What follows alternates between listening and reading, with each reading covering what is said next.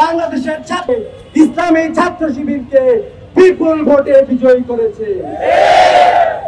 বাংলাদেশের ছাত্র সমাজ শান্তিপূর্ণ কর্মসূচিকে, গঠনমূলক কর্মসূচিকে তারা আস্থার সাথে গ্রহণ করেছে।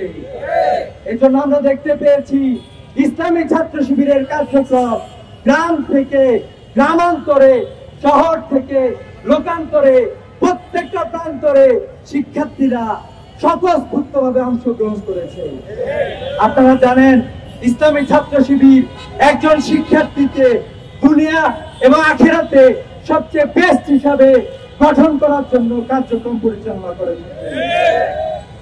আল্লাহ তাআলা আমাদের যে দোয়া শিখিয়ে দিয়েছেন, রব্বানা আতিনা ফিদ দুনিয়া হাসানাতাও ওয়া ফিল আখিরাতি হাসানাতাও ওয়া কিনা আযাবান্নার। হে আল্লাহ, তুমি আমাকে দুনিয়া এবং আখিরাতে সফলতা দান করো। ইসলামী ছাত্র শিবির এ ধরনের একটি কার্যক্রম নিয়ে সামনের দিকে এগিয়ে যাচ্ছে। ইসলামী ছাত্র শিবির যেমন বাংলাদেশের সকল শিক্ষার্থীকে যারা এই বছরের ক্লাস পেয়েছে তাদেরকে সংবর্ধনা দিয়েছে, একইভাবে যারা কোরআন পড়তে পারে না, যাদের কোরআনের জ্ঞান নেয়ার আগ্রহ আছে কিন্তু তারা সেই সুযোগটা পায় না, তাদের জন্য বাংলাদেশের প্রত্যন্ত অঞ্চল থেকে শুরু করে বিশ্ববিদ্যালয় পর্যন্ত আপনারা দেখবেন ইসলামী ছাত্র শিবির কোরআনের কর্মসূচি গ্রহণ করেছে। নোয়াখালীর মসজিদে কোরআনের কর্মসূচি গ্রহণ করে সেই কর্মসূচিতে ঘোষণা দিয়ে যুবদল এবং স্থানীয় সন্ত্রাসীরা সেই কর্মসূচিতে হামলা করেছে। অসংখ্য সাধারণ শিক্ষার্থী, সাধারণ মানুষকে সেখানে আহত করেছে। কিন্তু আমরা দেখতে পাই আর আমাদেরকে প্রতিরোধ করতে চেয়েছিল, কিন্তু আমরা দেখেছি সাধারণ মানুষ, স্থানীয় জনগোষ্ঠীর প্রতিরোধের মুখে সন্ত্রাসীরা স্থান ত্যাগ করতে বাধ্য হয়েছে।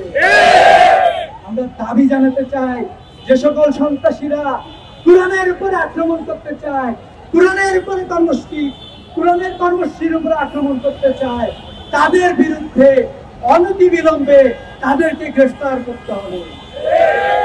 আপনারা জেনে থাকবেন ইসলামী ছাত্র শিবির সব সময় ইসলামের পক্ষে অবস্থান গ্রহণ করে এসেছে।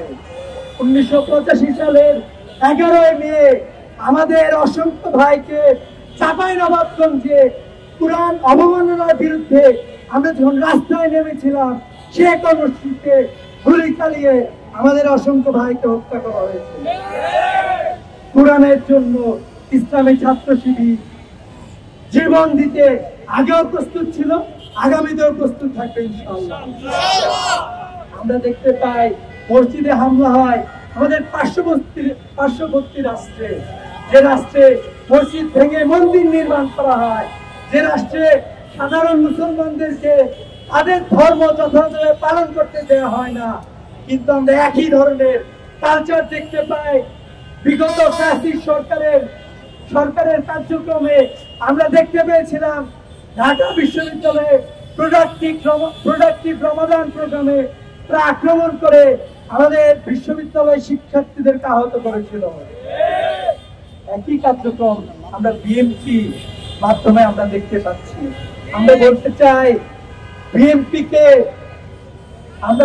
শুভাকাঙ্ক্ষী, আপনারা এই ধরনের অসুস্থ কার্যক্রম, মারামারি, খুনাখুনি, আপনাদের দলীয় দলে অসংখ্য মানুষ, বাংলাদেশের অসংখ্য সাধারণ শিক্ষার্থী থেকে শুরু করে সাধারণ মানুষ জীবন দিয়েছে।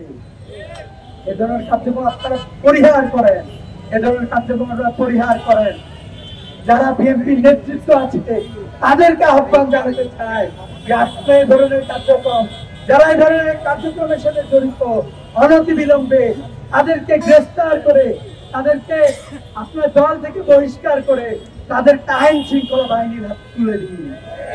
বাংলাদেশে নতুন ধারার রাজনীতি শুরু হয়েছে, এই নতুন ধারার রাজনীতিকে আপনারা গ্রহণ করেন, কিন্তু আমরা দেখতেছি আপনারা সেই আগের ধারায় রয়েছেন, চাঁদাবাজি করতেছেন, ধর্ষণ করতেছেন, খুন করতেছেন, কোরআনের কর্মসূচিতে আপনারা আক্রমণ করতেছেন।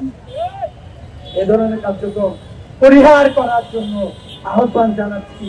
অন্যথায় ইসলামী ছাত্র শিবির বাংলাদেশের মানুষের যে চেতনা তৈরি হয়েছে, বাংলাদেশের মানুষকে সাথে নিয়ে এ ধরনের সকল অপরাজনীতিকে আমরা বাংলাদেশ থেকে বিতাড়িত করবো ইনশাআল্লাহ। সেই আহ্বান জানিয়ে, এবং আমরা যারা মুসলিম প্রিয় ইসলাম প্রিয় মানুষ আছি, আমরা যারা প্রকৃত মুসলমান আছি, যখনই কোরআনের উপরে কোরআনের কর্মসূচির উপরে আক্রমণ শুরু হয়ে যাবে, আমাদের কোরআন আরো বেশি বেশি করে ধারণ করতে হবে।